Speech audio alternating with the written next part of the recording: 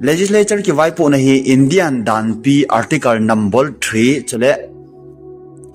article number 239 a noya ki sim do ki vai po na khat heti isu mel lo di oi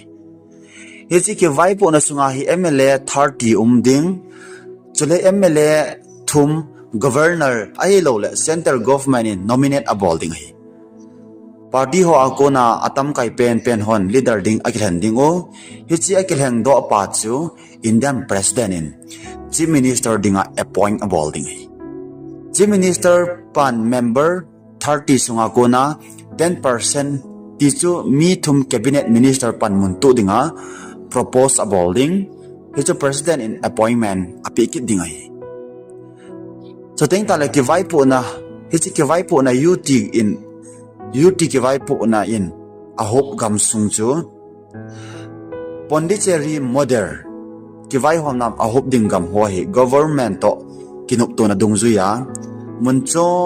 munchom ti chu scatter location a hop thei ding ti na hi versanan e hon